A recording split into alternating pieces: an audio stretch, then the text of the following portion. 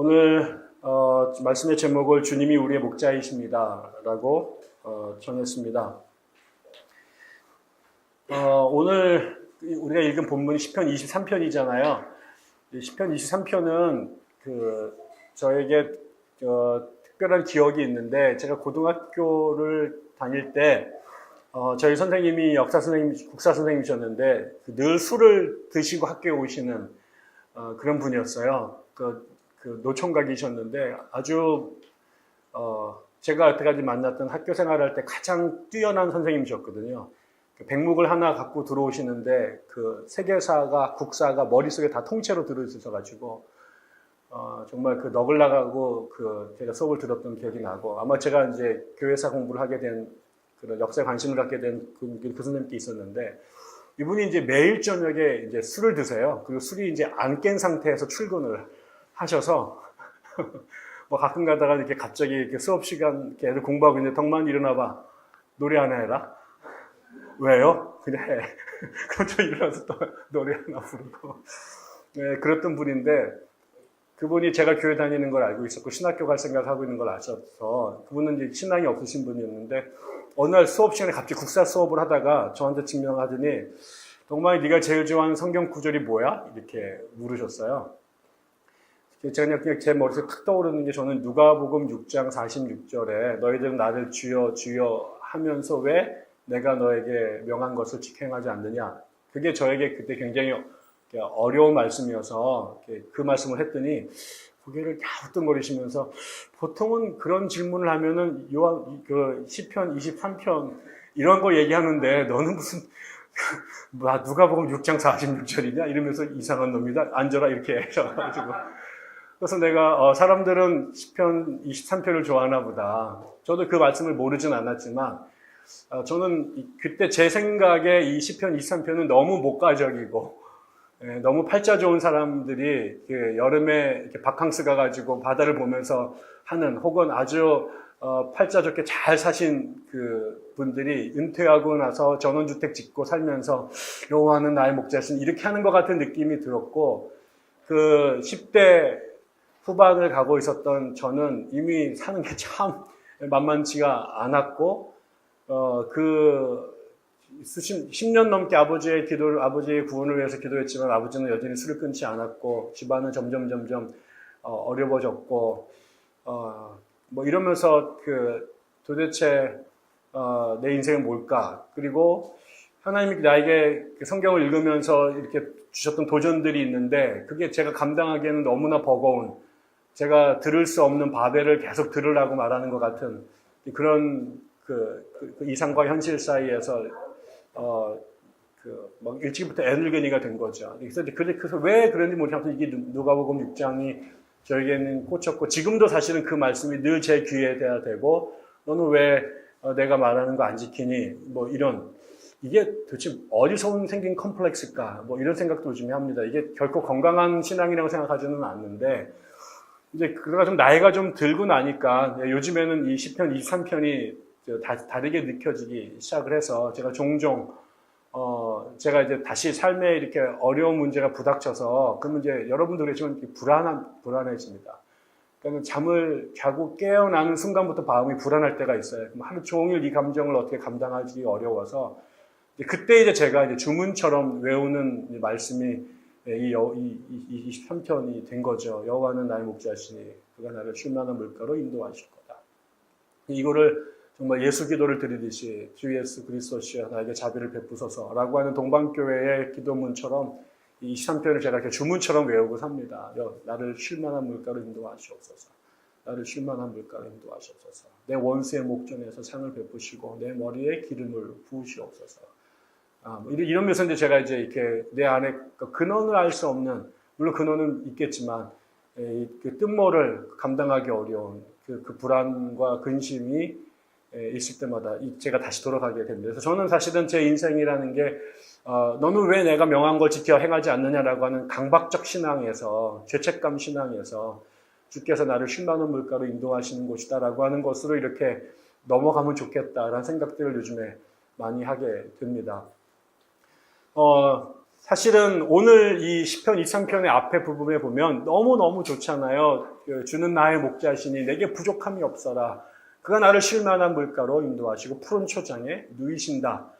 이건 아마 우리가 그냥 예수를 믿지 않더라도 사람으로 태어나서 내가 어떤 삶을 살까 할 때 내가 이렇게 살 수만 있으면 얼마나 좋을까. 철학자 에피쿠로스가 인간의 삶이라고 하는 것의 궁극적 목적이 행복이라고 그랬는데 우리가 추구하는 행복이라는 게 그런 거 아니겠어요? 뭐 그냥 정말 그 푸른 초장의 목동이 천지사방에 먹을 풀을 뜯지 풀밭이 사방으로 둘러싸고 있고 마음껏 마실 시냇물이 마르지 않고 흐르는 곳에 내가 거할 수만 있다면 우리 옛날에 그 행복이 뭐냐 그랬더니 등 따숩고 배부른 거라고 그렇게 살았잖아요. 그때 지금도 기억나는데 그 개콘에 봤더니 옛날에 조정 어떤 조그만 여자 개그맨 있었는데 걔가 개그맨 나오는데 임신한 상태에서 애를 이렇게 메고 있었는데 애가 오줌을 싸가지고 이렇게 등이 따뜻하고 배가 부르고 그래서 내가 행복하지 뭐 이렇게 했던 개그를 제가 본 적이 있는데 등 따숩고 배부르고 뭐 그게 가난했던 우리 시절에 양으로 비유하면 푸른 초장과 쉴만한 물가 거기에 살면 얼마나 좋을까 뭐 이런 생각들을 늘 했습니다. 저도 아마 그런 생각들을 하고 살고 있는 것 같아요. 내 삶이 만약에 양이라면 나에게 마르지 않는 샘물과 푸른 초원이 내게 주어져 있다면 얼마나 좋을까. 그런데 아마도 그래서 우리가 그거를 향해서 살고요. 그 다음에 그런 삶을 더 안전하게 확보하고 싶어서 종교에 귀의하는지도 몰라요. 우리가 우리의 삶을 안전하게 만들기 위해서 학업에 혹은 결혼에 혹은 인맥에 혹은 돈에 이렇게 우리의 삶을 보험 들어놓는데 그것만으로 불안정할 때 근원적 보험으로 궁극적 타자이신 그분 절대자이신 그분을 나의 편으로 삼아서 그분이 내 평생에 끊임없이 푸른 초장과 쉴만한 물가를 허락해 주시기를 세상 사람들이 다 망해도 나만큼은 내 자식만큼은 우리 가족만큼은 비록 내 목초지에서 한 발짝만 나가도 온통 사막이고 물 한 방울 나지 않는 세상이 있을지라도 그 사막 한복판에 우리 가족만은 나만은 오아시스에서 살았으면 좋겠다라는 것 그거를 주시기 위한 목적으로 신에게 귀의하는지도 몰라요. 여러분도 한번 생각해 보세요. 여러분이 교회 왜 나오시나요? 여러분이 올려드리는 기도의 제목에 절대 다수가 뭘까요?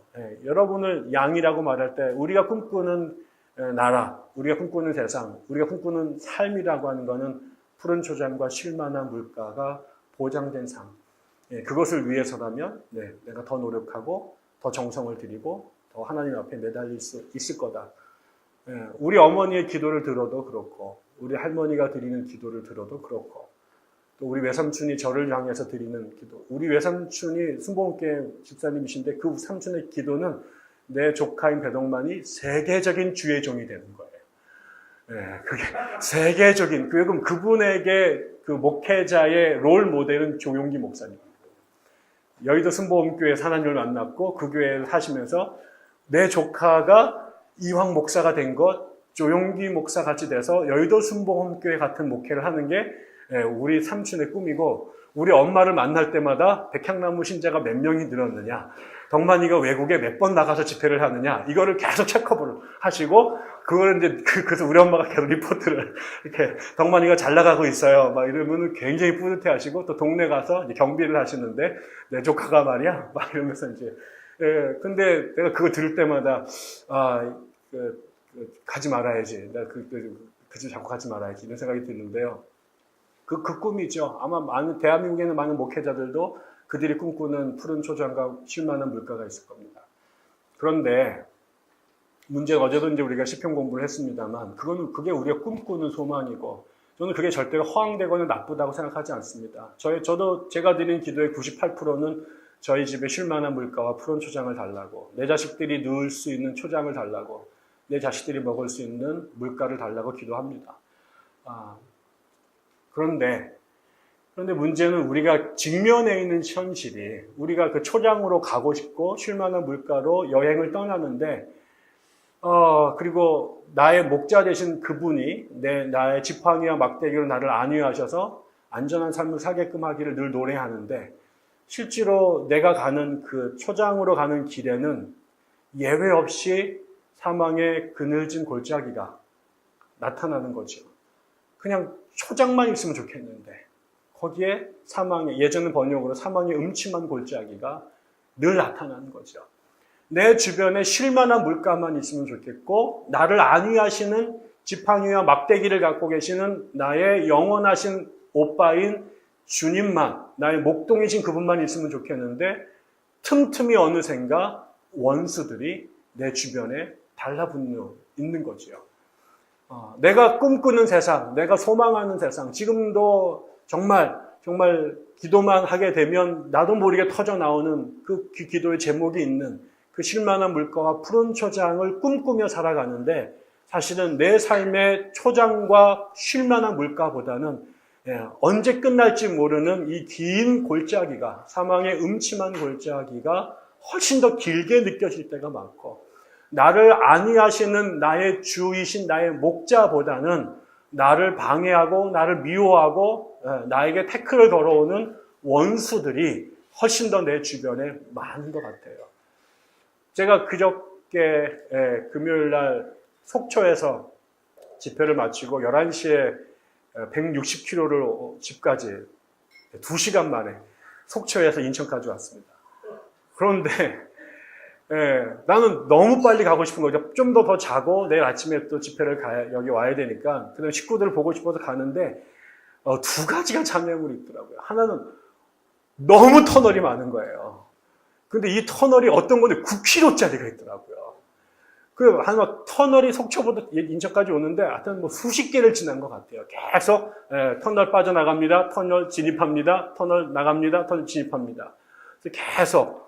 그런데 그 터널에 아무런 차가 없는 거예요. 근데 저 혼자 그 차를 오는데요. 이게 계속해서 그러다가 갑자기 그 레온 사인이 막 나타나기도 하고, 사이렌이 막 울리기도 하고, 그다음에 노래가 막 튀어나오기도 해요. 발바닥에서. 깜짝 놀라면서. 그 다음에 또 하나는 갑자기 또 160 달리는데 100km 구간입니다. 그래가지고 갑자기 그 브레이크를 막 밟아가지고, 그 다음에, 환장할 것 같아요. 이거 100km를 오는데 너무 답답해가지고, 이거 언제 끝나나. 그럼 다시 또 160으로 막 가다가, 이게 진짜, 이게 태클을 거는 게 너무 많네. 근데 인생을 살다 보니까요, 저도 그랬던 것 같습니다. 내 삶에 푸른 초장에 누였던 기억은 별로 없어요. 내 주변에 주님이 막대기와 지팡이를 안위하셨던 순간들은 별로 없는 것 같아요. 분명히 있었을 터인데 짧았던 것 같고요. 기억도 별로 안 남아요. 그런데 내 안에 만났던 깊은 터널들, 그 터널들을 통과하면서 겪었던 그 극심한 공포와 불안들, 이거는 아까처럼 제가 23편이 아니라 누가복음 6장을 강박적으로 암송하고 살았던 것처럼 내 안에 그 상처들은 훨씬 더 많이 진하게 남아있는 것 같고, 또 그렇기 때문에 그 터널을 경험한 적이 있었기 때문에 또 그 터널을 만나는 게 너무 두려운 거죠. 그리고 나한테 잘해줬던 사람들도 분명히 있었고, 주님께서 막대기와 지팡이를 안위하셨던 순간도 있는데, 원수들이 나를 힘들게 했던, 그래서 극심하게 괴로워했던 기억들이 너무 강렬하기 때문에 자라보고 놀란 가슴, 소뚜껑 보고 놀란다고 그런 사람들이 내 주변에 또 몰려들까 걱정하게 되는 것들이 태산인 것 같습니다. 그렇게 되니 온통 내 마음 속에는 그 푸른 초장과 쉴만한 물가를 꿈꾸고 있지만, 내 삶은 이미 경험했던 터널, 그 골짜기와 원수들의 그 상처에서 벗어나지 못해서, 그것이 이미 끝났는데도 그거는 여전히 내 안에 찐득이처럼, 그 흔적처럼 상처처럼 남아있고, 그래서 다시 오지도 않은 그 또 다른 골짜기와 원수들을 미리 땡겨서 두려워하면서, 이미 어쩌면 나는 지금 쉴만한 물가에 있는데도 쉴만한 물가인지 모르고 다시 그거를 사망의 음침한 골짜기로 살아내고, 나는 이미 주의 지팡이와 막대기가 안위하고 있는데도 그 안에서도 나는 여전히 원수의 침입에 두려워서 잠을 편안히 못 자고 있는 건 아닌가, 이런 생각들이 들었습니다. 그러다 보니까 저 머릿속에, 아니, 내 영혼의 깊은 곳에 있는 그 안가지망으로서의 그 노스텔지어로서의 그 나라를 늘 꿈꾸면서도 실제로 나는 이미 경험하고 있는 실제 사망의 음침한 골짜기, 아니면 그걸 통과하고 이후에도 그 외상후 증후군에 근거한 그 상처를 붙잡으면서 여전히 나는 계속 터널을 살아가고 있는 건 아닌가. 그리고 앞으로 다가올 그 진정한 그 초장과 풀밭을 맛보지 못하고, 아니 와도 그를 맞이하고 누릴 수 못하는 심리적 정서적 상처를 갖고 살고 있지는 않은가 하는 생각들을 해봤습니다. 나만 그런 줄 알았더니 만나보니까 죄다 그렇더라고요. 좋은 동네 살아서, 좋은 직장 다녀서, 좋은 차 몰고 다녀서, 얼굴 이쁘고 얼굴 잘나서 다 괜찮은 줄 알았더니 커튼 하나씩 넘기면, 책장 한 겹을 넘기면 그 곳에 그들의 골짜기가 있고 그들의 원수들의 상처들이 있더라고요. 다윗의 삶을 보니까 그런 것 같습니다. 다윗이라는 사람이 성경 전체에서 가장 이상화된 인간으로서 모세와 다윗, 이렇게만 살 수 있다면 우리가 정말 대박이다라고 생각하는데, 역사상 그 가난했던 이스라엘 민족, 연약했던 이스라엘 민족 가운데 가장 뛰어났던 예외적인 왕, 지금도 그 지역과 역사를 넘어서서 많은 사람들이 기억되는 위대한 인물로서의 다윗인데, 그 다윗의 삶이라는 게 우리에게 알려진 것이라고는 골리앗과 한판 싸워서 한 방에 날려버리고 어마어마한 성전을 건설하지 못했지만 그 나라를 건설하고 솔로몬이라고 하는 아들을 배출하고 뭐 이랬던 화려한 금빛, 그 황금빛 같은 모습을 보이지만, 사실은 우리가 좀 더 줌인해서 다윗의 삶을 들여다보면 그의 삶이 정말 푸른 초장에서 누웠던 시간보다, 끊임없는 골짜기를 통과하고 그가 목자가 그를 지켰던 순간보다 수많은 원수들의 우겨싸움을 시갔던 시간들이 훨씬 더 많았던 것을 보게 되죠. 가장 사랑했던 사람들한테 배반당하고 가장 사랑했던 사람들 때문에 불안한 삶을 살아야 됐던 것이 다윗입니다. 우리가 사실은 되게 동화처럼 보기 때문에 다윗과 골리앗의 싸움을 영웅적인 그런 신화처럼 보지만, 생각해 보십시오. 그 꼬맹이 어린 아이에게 전 세계에서 제일 싸움 잘하는 그 정말 괴물 같은, 공룡 같은 사람이 칼을 들고 죽이겠다고 달려드는 것에 혼자 턱 내던진 삶이 여러분에게 주어진다면, 이거는 내가 도대체 무슨 팔자가 사나워서 내가 이런 꼴을 당해야 되는가. 그리고 그가 가장 사랑했던 자기 아내에게 조롱당하고, 자기를 사랑했던 자기 장인이 창을 던져 죽이려고 하게 되고, 그 사람을 피해서 그 멀쩡한 친구가 미친 사람 흉내를 내면서 침을 흘리고 사는 삶을 살았어야 되고, 자기의 아들들에게 배반을 당해서 마지막에 도주하는 삶을 살아야 됐고, 자기의 잘못으로 인해서 자기가 그토록 사랑했던 민족이 하나님의 징벌을 당해서 수많은 사람 죽임을 당해야 됐던, 정말 이 다윗의 삶도 정직하게 들여다보면 그는 초장에 누운 시간보다 골짜기를 통과했던 시간들이 훨씬 더 길었던 것이지요. 그런데도 결국 우리가 풀 스토리를 끝내고 나면 그 사망의 골짜기를 끊임없이 걸었던, 온갖 원수들한테 우겨싸움을 당했던 그가 결국은 그의 인생이 다 지나고 나서 돌이켜보니 그의 삶이라는 게, 나는 왜 내 앞에 맨날 골리앗만 나타나? 왜 내 앞에는 맨날 끊이지 않는 터널이 나타나?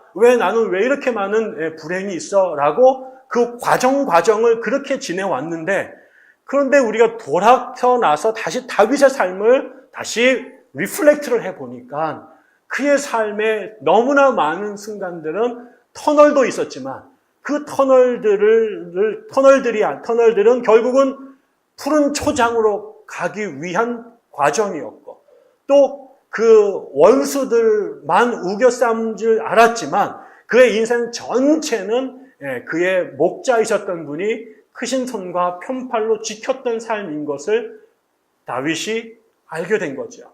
과정을 겪을 때는 몰랐어요. 그는 끊임없이 골리앗 같은 애들한테 짓밟히는 삶을 살 줄 알았어요.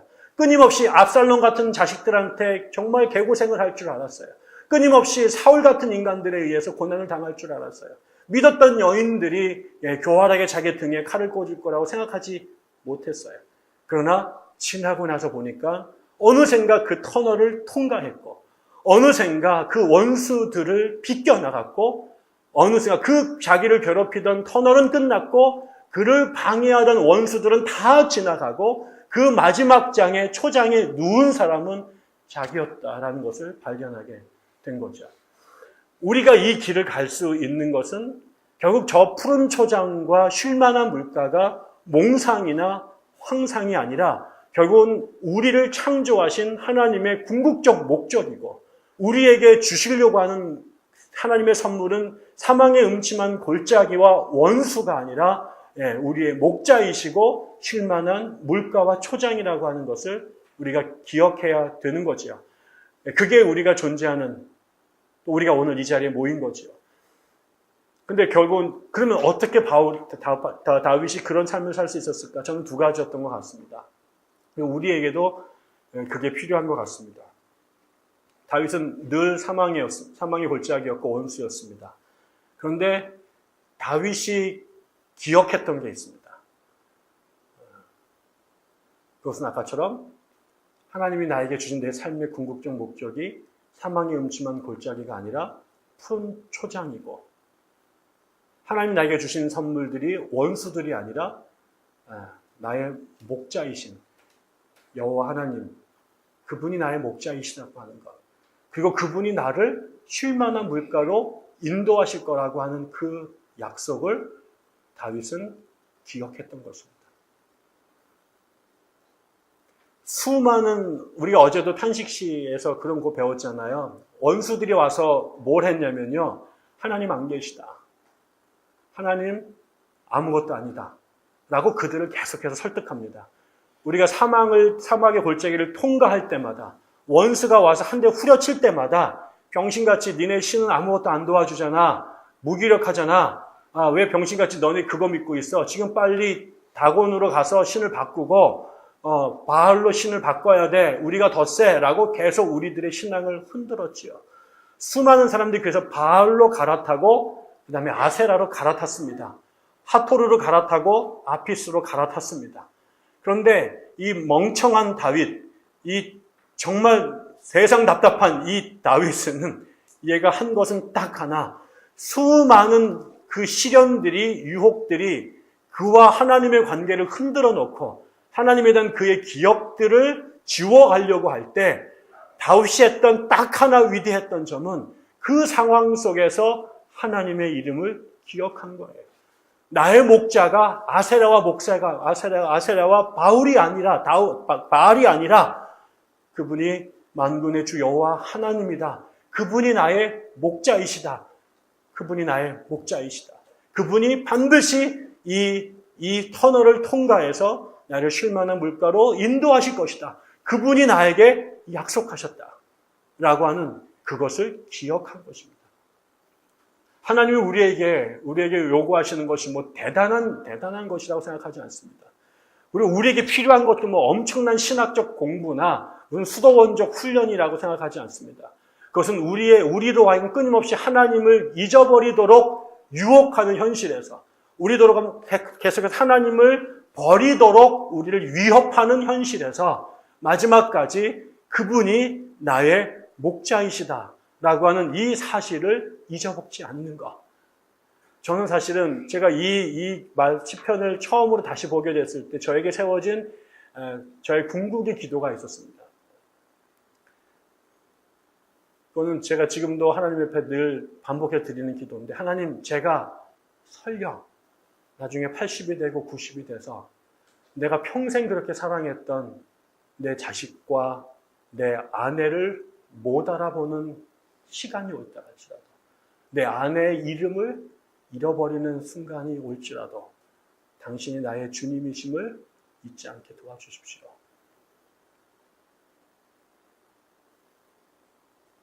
저에게 예수를 믿는 궁극적인 것은 그것입니다. 제가 주님을 어떠한 어려움 속에서도 잊지 않는 것. 그분이 내 원수들과 터널을 넘어서서 늘 나와 함께 계신다는 사실들을 잊지 않는 것입니다. 지난 석 달의 어려운 시간들을 보내면서 제일 힘들었던 것은 제가 자꾸 주님을 잊어버리는 겁니다. 내 앞에는 일이 너무 커지고 그 사람들이 너무 중요하다 보니 그 사람들이 내 머릿속에 계속 나를 지배하고 있는데 하나님을 잊어버리는 거예요. 그게 너무 무서웠어요. 제가 밤새도록 누구들의 이름을 호출해서 그 사람들과 싸움을 하는 거예요. 그 사람들과 논쟁을 하는 거예요. 걔네들 이렇게 말하면 내가 이렇게 대답해야지. 걔네들 이렇게 나오면 내가 이렇게. 밤새도록 2달 동안. 잠을 자는데 잠 속에서 계속 내가 이 사람 만나서 이렇게 설득해야지. 저 사람 만나서 저렇게 설득해야지. 이 문제는 저렇게 풀어야지. 그러니까 이 사람들이 내 머리를, 내 영혼을 잠자는 시간까지 붙잡고 있었습니다. 근데 어느 날 보니까 내가 하나님을 잊어버리고 있더라고요. 원수들과 이 사망의 음침한 골짜기 앞에 내던지니까 너무나 쉽게 하나님을 잊어버리고. 여러분, 우리가 이 길을 걸어갑니다. 물론 그분들은 저희들 원수도 아니고 진정한 의미의 사망도 아니지만 우리의 삶에 우리가 이 길을 걸어갈 때 우리에게 필요한 것은 다른 것이 아니라 주님을 기억하는 것이다. 여러분 정말 이걸 기억해 주셨으면 좋겠고요. 또 하나는 여기 보면 마지막에 이 처음에 여호와는 나의 목자시다 이렇게 시작을 하고요. 그 다음에 맨 마지막에 6절은 내 평생의 선하심과 긍휼이 정녕 나를 따르니 내가 주님의 집에 여호와의 집에 영원히 거하리로다 이렇게 되거든요.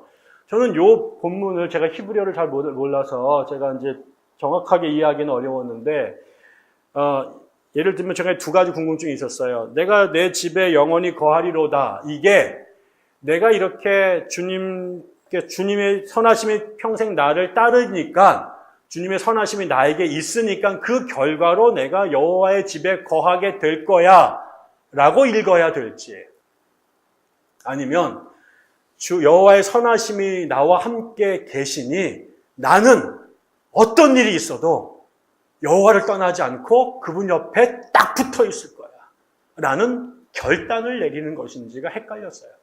근데 저는 2번째 거로 읽고 싶었습니다. 여호와가 나의 목자가 되셔서 나를 늘 어떤 상황에도 그분이 나를 지키신다고 약속했으니 내가 해야 될 일 뭘까? 그래, 내가 어떤 일이 있어도 나는 그분 곁을 떠나지 않을 거야. 나는 죽을 때까지 하나님 곁에 남아있을 거야. 그분의 집에 영원토록 거할 거야. 라고 하는 결단으로 읽고 싶었어요. 주님이 그렇게 사랑하시는데 이 사랑이 일방적인 one-sided love가 되지 않으려면 이게 정말 하나님과 내가 사랑하는 교제의 관계가 되려면 하나님이 나에게 그토록 사랑하시고 그토록 그분이 나에게 다가오셔서 머물러 주신다면 이제 내가 어떻게 그분의 사랑에 리스폰스 할까? 어떻게 내가 반응할까? 내가 그분의 곁에 머물겠다라고 결단하는 것이죠. 우리가 해야 되는 거 저는 2가지. 하나는 그분이 나의 주님이시다. 그분이 나의 목자이시다라고 하는 이 팩트를, 이 진리를 내가 기억하는 것. 어떤 상황에도 잊어버리지 않고 그분이 내 아버지다. 바알이 아니라 아세라가 아니라 하토르가 아니라 주피터가 아니라 그분이 내 주님이시다라고 하는 것. 이거를 우리가 잊지 않는 것. 그 다음에 그 기억의 근거에서 내가 어떤 일이 있어도 주님의 이 손을 놓지 않으리라. 내가 어떤 일이 있어도 이 울타리에서 떨어져 나가지 않으리라. 어떤 일이 있어도 주님의 시야 바깥으로 내가 탈출하지 않으리라고 하는 결단이 우리에게 필요하다라고 생각이 들었습니다. 물론 하나님께서 로마서에서 말씀하셨죠. 기근이나 시련이나 환난이나 질병이나 그 어떤 것도 우리를 향한 주님의 사랑에서 끊을 수 없다라고 주님께서 약속해 주셨는데 그 사랑에 대한 반응으로 저는 그렇게 주님께 했으면 좋겠습니다. 물론 이 관계가 유지가 되는 게 그분을 향한 우리의 믿음이나 사랑 쪼가리 때문이 아니라 우리의 사랑은 여전히 형편없고 믿음은 정말 비천하지만 우리를 향한 그분의 절대적이고 일방적인 사랑이 우리의 관계를 유지해 가지만 거기에 대해서 우리가 할 수 있는 겨자씨만도 못한 믿음이요 사랑이지만 이 겨자씨만도 못한 사랑으로 믿음으로 의리로 주님의 곁에 머물겠다라고 하는 몸부림이 우리에게 있어야 되지 않을까. 그 작은 겨자씨만도 못한 몸부림, 주님의 전에 거하겠다라고 하는 결단, 이것이 우리에게 있어야 되지 않을까 싶어요. 백향나무 교회에 묶어두셨습니다. 혼자 두면 너무너무 쉽게 잊어버리고 혼자 두면 이 의지라는 게 하루에도 죽 끓듯이 수도 없이 뒤집어지니 우리를 이렇게 팀으로 묶어주셨다고 생각합니다. 백향나무 교회가 하나님의 교회, 하나님의 공동체가 되기 위해서 해야 될 많은 일들이 있지만 우리를 함께 묶어주셨다는 것은 가끔 가다가 우리가 정신줄 놓고 눈에 초점이 흐려질 때 옆에서 등줄기를 쳐내면서 정신 차려, 주님이 우리의 목자야, 놓치지 마, 헷갈리지 마 라고 등을 쳐셔서 우리에게 죽비를 내리셔서 우리의 정신을 차리게 만드는 것, 서로가 서로에게 해야 될 일들이고요. 때로는 우리가 정신 못 차리고 뒤로 빠져나가서 이 대오에서 일탈해서 사망의 음침한 골짜기에 스스로 기어 들어가려고 할 때 우리가 서로 정말 엉덩이를 걷어차서 야 이놈의 새끼야 이 안으로 들어와 있어야 돼. 주님의 전에 거해야 돼. 여기서 떨려져 나가면 우리 다 죽어. 라고 서로 격려해주고 서로 감시해주고 또 서로는 스크럼 짜고 끈끈하게 붙어주는 것. 그래서 우리가 기억하고 거할 수 있도록 격려해주고 도와주는 것. 그러라고 저는 이 공동체 묶어줬다고 생각합니다. 벌써 많이 놓쳤어요. 벌써 많이 까먹었어요. 그래서 저는 주께서 이번에 저희가 이 사태를 겪고 이번 집회를 갖게 된 이 모든 것들 그리고 우리가 시편을 계속 읽게 했던 것은 저에게 이 두 가지 진리를 다시 일깨워주기 위함이라고 생각합니다. 옆에 있는 사람들 다독여서 정신줄 놓지 못하도록 우리가 계속해서 서로를 깨우는 일, 그 다음에 지쳐서 떨어져 나가려고 할 때 함께 어깨 동무해서 이들이 주의 전에 거하도록 붙잡아주는 것. 저는 앞으로 백향나무 교회가 감당해야 될 일이라고 생각합니다. 기도하겠습니다. 하나님 아버지, 우리의 믿음이, 우리의 사랑이, 우리의 지식이 대단한 것 같지만 주님 앞에 설 때마다 우리의 믿음이 얼마나 알량하고 우리의 지식과 의지가 얼마나 초라한지 하나님 너무나 부끄러울 때가 많이 있습니다. 어려운 시간들이 지나가고 있습니다. 주님, 다시는 어려운 시간이었다고 말하지 않겠습니다. 다시는 고통이었다고 얘기하지 않겠습니다. 오늘로 우리의 고통을 그 어려웠던 시간들을 마감하기를 원하고 이제 주님과 함께 새로운 역사를 시작하기를 원합니다. 지난 시간들에 상처났던 것, 속상했던 것, 힘들었던 것들 이곳에서 다 버리고 가겠습니다. 그리고 주님께서 우리의 주님이심을, 주가 우리의 목자이심을 기억하겠습니다. 그리고 우리가 속지 않고 주님의 전에 주님 곁에 거하겠다고 작정하겠습니다.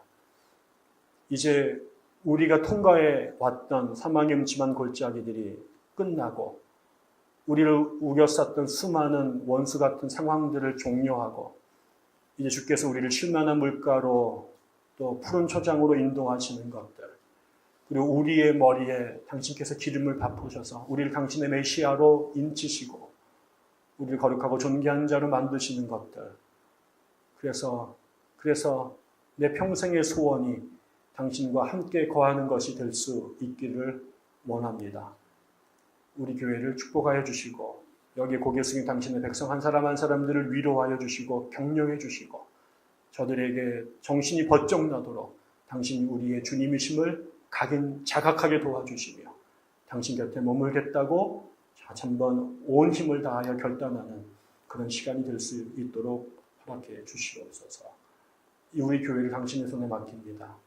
당신의 막대기와 지팡이로 저희들을 안위하여 주시옵소서. 예수님의 이름으로 감사하며 기도드립니다.